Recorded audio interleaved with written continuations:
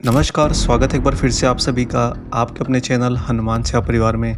आशा करते हैं कि प्रभु श्री हनुमान जी और परम पूज्य गुरुदेव बाबा नीम करोली महाराज जी आप सभी भक्तों पर असीम कृपा सदैव बनाए रखें। दोस्तों, हर एक भक्त की चाबी बाबा नीम करोली महाराज जी के ही हाथ में होती है। महाराज जी जब चाहें जैसे चाहें अपने भक्त की चाबी को घुमा देते हैं। और इसका मुख्य उद्देश्य क्या है?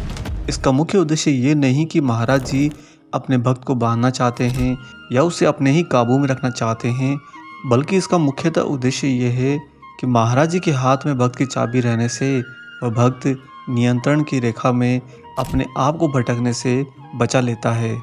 एक तरह से महाराज जी ऐसा करके अपने ही भक्त पर उपकार करते हैं, अपने ही भक्त पर अपनी कृपा से भी ऊपर विशेष कृपा कर देते हैं। और बाबा जी के ही हाथ में भक्त की चाबी होने के कारण ही महाराज जी अपने भक्त को सही दिशा में भी रखते हैं। दोस्तों, आपके मात्र इस एक जन्म की चाबी महाराज जी के हाथ में नहीं होती, अपितु आपके सारे जन्मों की यात्रा की चाबी बाबा अपने पास संभाल के रखते हैं। एक एक भक्त की एक एक चाबी, सोचिए कितने अनगिनत भक्त महाराज जी के इस ब्रह्मांड में हैं, उन सारे भक्तों की चाबी बाबा अपने पास ही रखते हैं। और यही एक मुख्यतः कारण है कि बाबा जब चाहें तब आपको, अपने भक्त को जहाँ चाहें, जैसे चाहें, जिस कारण से चाहें वहाँ पर बुला भी लेते हैं। याद रखिएगा कि आप जीवन में कौन सा कदम उठाने जा रहे हैं और कौन सा कर्म करने जा रहे हैं, यह उस समय आपको बिल्कुल भी ज्ञात नहीं होता। जिस समय उस घटना को संपादित किया जा रहा होता है और उस घटना का पात्र आप भी होते हैं। आपको लगता है कि मैं तो अपनी तृप्ति के लिए यहाँ वहाँ जा रहा हूँ, लेकिन वास्तविकता यह है कि महाराज जी आपकी चाबी को पूरा नियंत्रण में रखते हुए आपको ही यहाँ से वहाँ लेकर जाते हैं।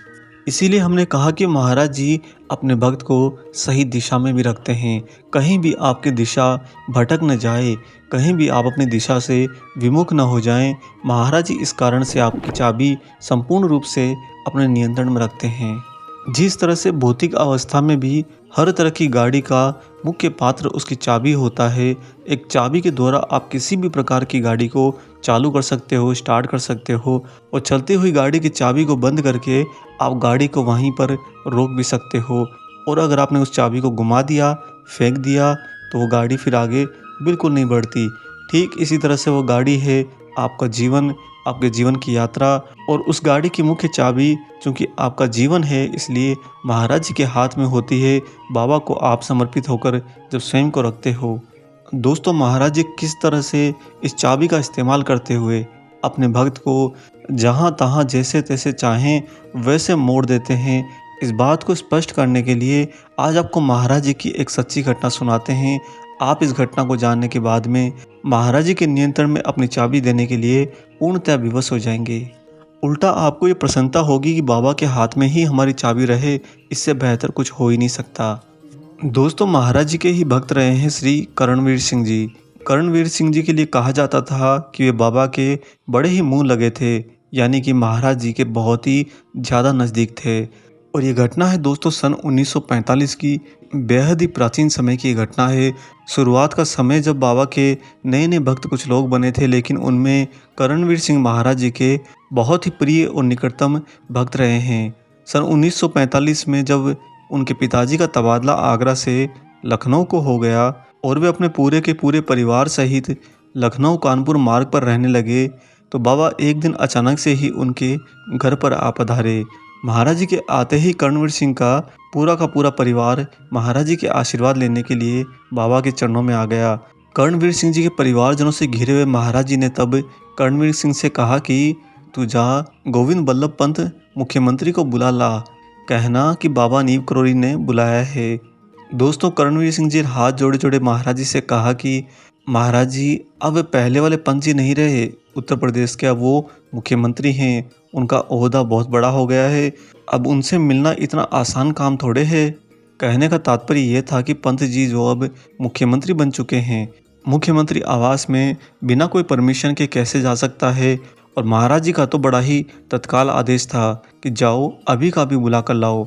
दोस्तों, जब करणवीर सिंह ने इस बात में असमर्थता जताई तो महाराज जी ने उससे बड़ा ही गंभीर होकर कहा कि तू सीधा उसके घर में घुसते चले जाना और कह देना कि बाबा बुला रहे हैं, अभी का अभी बुला रहे हैं।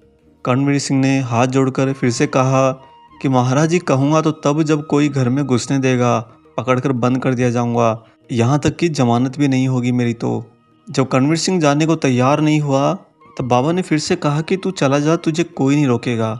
लेकिन दोस्तों, कर्णवीर सिंह जो कि जानते थे कि पंत जी अब मुख्यमंत्री बन गए हैं और वो स्वयं में ये सामर्थ्य नहीं रखते कि मुख्यमंत्री आवास में सीधा प्रवेश कर जाएं। अतः जब कर्णवीर सिंह जाने को तैयार नहीं हुए तो बाबा ने फिर अंतिम बार पूछा, नहीं जाएगा? कर्णवीर सिंह इस बार चुप रहे। चुप रहने का तात्पर्य था कि वो नहीं जा सकते, उनका सामर्थ्य नहीं था। तब बाबा ने बड़ा ही गंभीर होते हुए कहा कि मत जा, हम ही उसे यहाँ बुला लेंगे। बस महाराज जी ने इतना कहा और फिर कर्णवीर सिंह से उनकी कोई बात नहीं हुई। घर के परिवारजन महाराज जी की सेवा में लगे रहे। लगभग आधा घंटे तक महाराज जी परिवारजनों से यहाँ वहाँ की इधर उधर की बातें करते रहे। फिर बाबा ने अचानक से कर्णवीर सिंह को बुलाया और कहा कि चल मेरे साथ सड़क पर टहलेंगे। दोस्तों, दोनों लोग यानी कि सिर्फ महाराज जी और कर्णवीर सिंह घर से निकलकर बाहर सड़क पर आ गए। 2-4 मिनट ही बीते होंगे कि सामने से अचानक ही पंत जी की कार आती दिखाई दी। पंत जी बाबा को प्रणाम करने गाड़ी से उतरने लगे पर महाराज जी ने उन्हें उतरने से मना कर दिया। फिर बाबा पंत जी की गाड़ी में सवार हो गए और कर्णवीर सिंह की तरफ देखकर बड़े ही बाल सुलभ भाव में हंसते हुए बोले, देख बुला लिया, अब हम जाते हैं। और महाराज जी जिस गाड़ी से पंत जी आए थे उनके साथ में उस गाड़ी में सवार होकर चले गए। लेकिन इस घटना से कर्णवीर सिंह ये बात समझ गए कि महाराज जी अपने भक्त की चाबी जब अपने हाथ में रखते हैं तो कब कहाँ किस काम से उसे बुला लें, ये सारा का सारा नियंत्रण महाराज जी स्वयं करते हैं। उस समय भक्त की एक नहीं चलती। भक्त तो स्वयं ये नहीं जानता कि वह किस राह पर जा रहा है, किस दिशा में जा रहा है, किस उद्देश्य से जा रहा है। सारा का सारा नियंत्रण महाराज जी रखते हैं। लेकिन महाराज जी के हाथ में होने के कारण ही भक्त को सही दिशा में, सही मार्गदर्शन में अपने जीवन को आगे ले जाने में सुलभता मिलती है। दोस्तों, अगर जीवन के अंदर हम सही दिशा में आगे ना बढ़ें तो ये पूरा का पूरा जीवन मात्र भटकाव से ज़्यादा कुछ नहीं होता। मनुष्य पूरे जीवन भर यहाँ वहाँ भटकता हुआ, कभी इस उद्देश्य को पूरा करता हुआ तो कभी उस कर्म में खुद को खोजता हुआ बस लगा रहता है। और इसी कारण से अंत में मनुष्य को बस यह हासिल होता है कि उसने वास्तव में इस जीवन में कुछ भी सार्थक नहीं किया। सही दिशा होना जीवन के अंदर बहुत ही ज़्यादा आवश्यक होता है।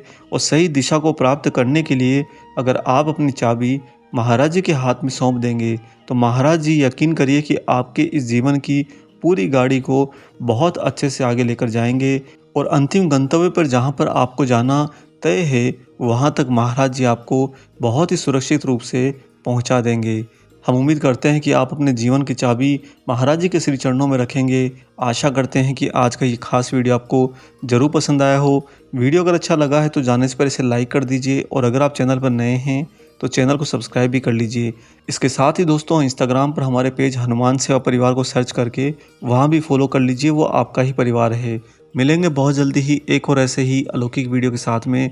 तब तक अपना और अपने माता पिता का संपूर्ण ख्याल रखिए और परम प्रभु श्री राम जी का निरंतर गुणगान करते हुए बाबा हनुमान और बाबा नीप करोली महाराज जी की निस्वार्थ होकर सेवा करते रहिए। जय सिया राम।